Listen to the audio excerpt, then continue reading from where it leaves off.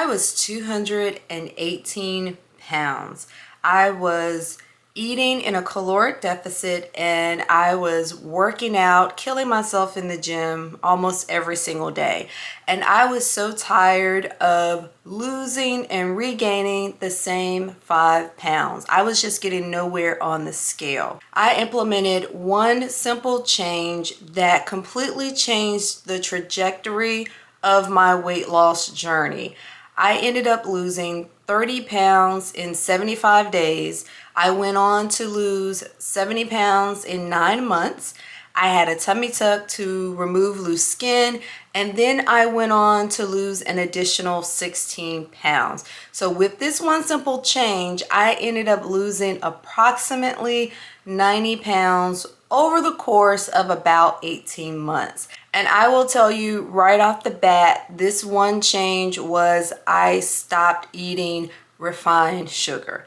And refined sugar, processed sugar, added sugar, it was the cakes and the candies, the pies, the ice cream, the trail mix.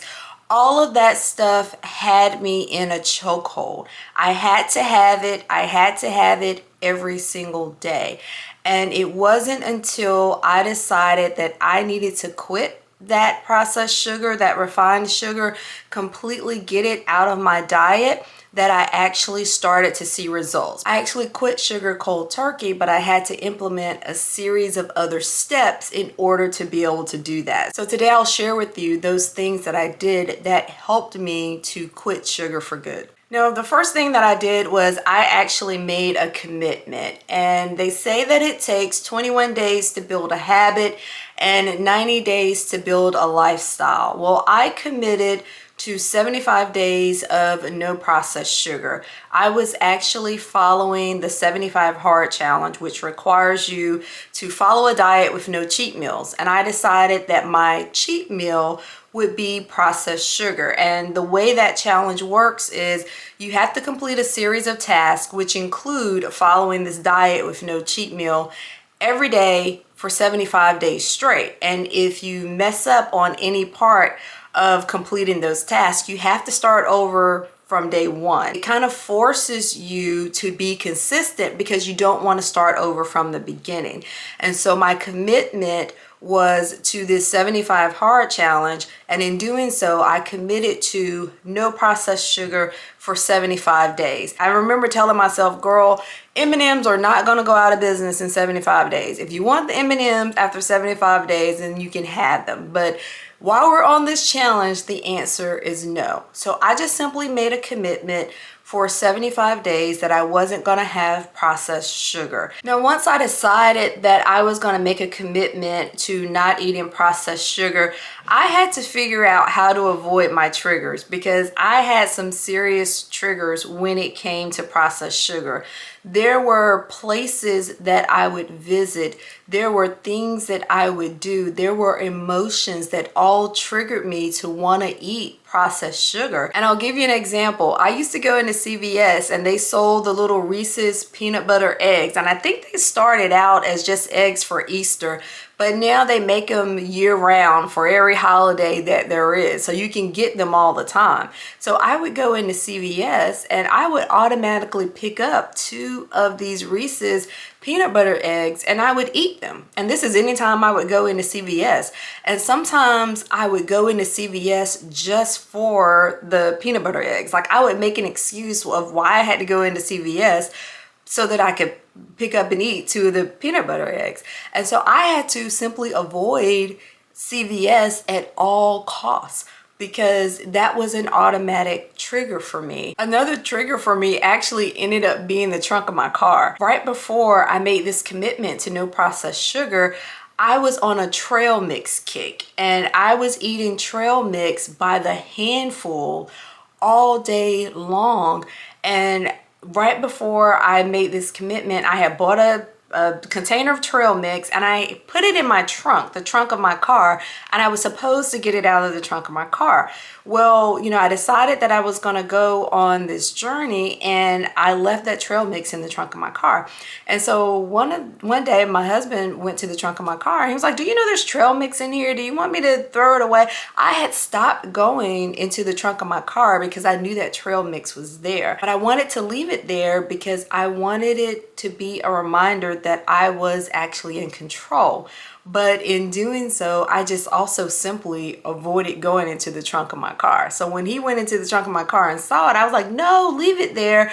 I know it's there, and it's there for a reason, but I'm not going to eat it. Just leave it there." And I had to do some other things as well to avoid my triggers. If there was, something that was going on social at work, a lot of times we have potlucks and things like that. I wouldn't participate simply because I didn't want to be pressured into eating anything that I shouldn't be eating, because I had made this commitment to myself. I'm a manager at work, and people expect me, to be visible and to be social. And, I had to just pull back from that simply because I just did not want to be triggered into eating something that I shouldn't during this commitment period. And so, I really had to put some effort into avoiding those triggers. Sometimes it did come with some consequences, but I had to put myself first. But now sometimes I just simply couldn't avoid it, right? Like, food is everywhere. Food is in abundance. You can't really go anywhere without seeing, all of the decadent foods. We would go to basketball games, and that would be another trigger for me because I was, used to eating the popcorn and the ice cream sandwiches and getting the soda and things like that. Sometimes, you just can't avoid the trigger at all. Sometimes I just had to tell myself no. I remember one day I was walking in Walmart, and I was walking past the registers. I had to go from one end of this store to the other end of the store because it was early in the morning, so the only thing that was open was the self-checkouts. And so I had to walk past all of these registers down to the other end where the self-checkout was open. And as I was passing by all of these registers, a bag of M&Ms at one of the register stands caught my eye, and I didn't even think about it. It was like I was having an out-of-body reaction, and my legs just started to automatically walk towards the bag of M&Ms. But I said to myself, "No, no, no." And I said it out loud. And it was like, saying it out loud kind of jolted me out of this trance. And I was able to then just keep walking down to the self-checkout and avoided picking up that bag of M&Ms. So sometimes, I just couldn't avoid those triggers, but I just simply had to come up with a way where I could just simply tell, no, we're not doing this today. Now, beyond the psychological aspect and getting into like the physical aspect, one of the things that I did was I fed my cravings with protein. Now, I mentioned that I actually committed to eating no sugar because I was following the 75 Hard Challenge, and I had to commit to eating a clean diet. And so I went to the TDEE calculator and I put in my information, and it told me exactly how many grams of protein I needed to eat in order to reach my weight loss goals. And so I started to focus on hitting that protein number. And in doing so, what I found was that as I ate less sugar, as I eliminated that sugar out of my diet, and now I'm eating more protein, I am feeling fuller longer. Those cravings that had me reaching for all that sugary food just wasn't there. I could eat like a good high protein breakfast in the morning, and then I would start working and I would look up and it would be almost lunchtime. And it was like mind-boggling to me because I'm like, well, wait a minute. I didn't have like 2 snacks between breakfast and lunch. The craving was just gone, and I was able to really focus on work and not focus on when am I going to eat my next meal. And that was just completely different for me. So by not eating the sugar in conjunction with increasing my protein, I was actively diminishing those cravings that led me to overeat in the first place. And so I was really killing two birds with one stone here. I'm not spiking my sugar levels by constantly eating all this sugar, which causes crashes, which causes cravings, which causes me to eat more. But I'm also full, and I'm fuller longer because I am focused on eating more protein. Now, hand in hand with fueling my body with protein was that I was adequately hydrated. I started to drink more water. Now, I was always one of those people that walked around dehydrated. I didn't like the taste of water. I always had to force it down, and I just simply didn't drink enough water. So on this 75 hard challenge, I was required to drink a gallon of water a day. And so that's what I did. Now, a gallon of water will definitely keep you full. So in addition to, eating a lot of high quality protein, I'm now also keeping full because I'm drinking so much water. And because I had to drink so much water and I wasn't used to drinking that much water, my mind was constantly on, okay, how do I get down this water? It took my mind off of other things because I was so focused on drinking this water, but also from a physical standpoint, it was keeping me full. Now, I don't recommend you drink a gallon of water. That is pretty excessive. I was doing it because I wanted to be successful on this challenge. What I have found since then is that 64 ounces of water is enough. 8-ounce glasses of water, it is adequate for your needs. One of the benefits to being hydrated is that your body actually needs water in order to perform bodily functions like burning fat. And so in addition to needing it to be more efficient to burn fat, it also uses it to then flush out that fat and other waste and toxins from your body. So when you're not adequately hydrated, your body has to really work overtime to perform those functions. And sometimes it's just like, okay, well, we're not doing that today. Let me go on to do something else. And so when you're actually hydrating your body, you're ensuring that it can perform those functions efficiently and consistently. Now, we all know that the amount of fat loss that occurs along our weight loss journey is dependent upon what we choose and choose not to eat. Nutrition is 80% of the equation. So I was seeing some progress on the scale simply by not eating the sugar, by focusing in on high quality protein and really eating a cleanish diet. And then I was, now I'm adequately hydrated. On the exercise side of the house, I was walking 90 minutes a day. On the challenge, I had to do 2 45-minute workouts a day. And I decided for the most part, walking was easy. I could really do it anywhere. I was doing a lot of traveling at the time of this challenge. And I just decided just make it easy, right? And so I decided to walk most of the time. What I found out was that walking for 45 minutes twice a day equated to about 10,000 steps. And so as long as I was averaging about 10,000 steps a day, not only was I seeing changes on the scale, but I was actually seeing noticeable physical changes in my body composition.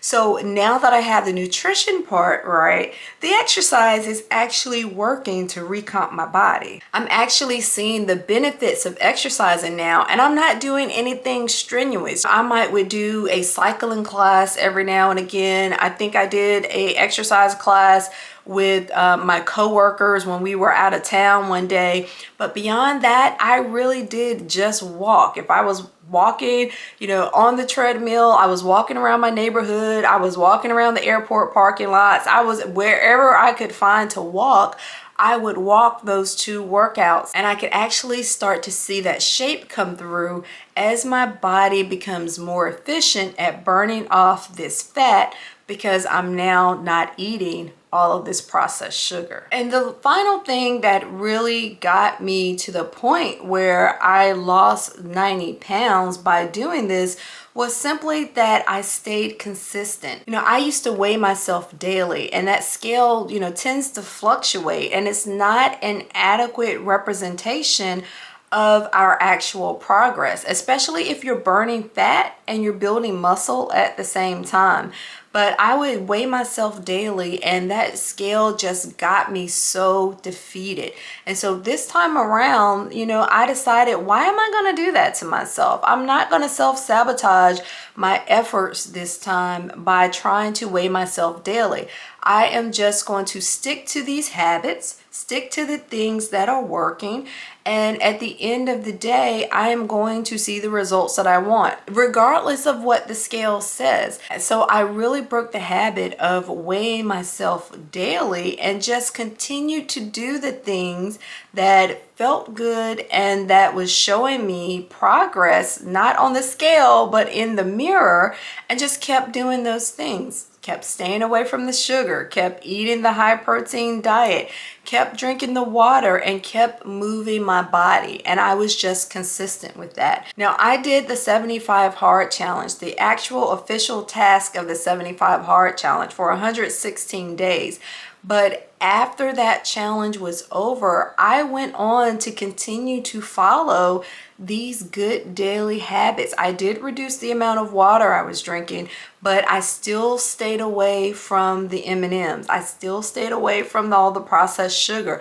I still ate high protein diet, and I continued to lose weight. That is the point when the habits turn into a lifestyle. So if you're on a weight loss journey and you find yourself in that pattern of losing and regaining the same 5 pounds over and over, I just highly recommend you take a look at exactly what you are eating. Find that sugar in your diet and eliminate it using the same steps that I did to eliminate the sugar from my diet. You will find a world of difference in your journey. You will find that you can actually make progress in your journey without a lot of effort. The real effort is in what you eat, and you don't have to kill yourself in the gym in order to lose the fat once you get the nutrition part right.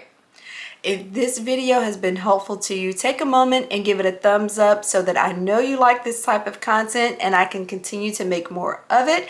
And if you haven't joined the Get Fit community yet, take a moment and hit the subscribe button.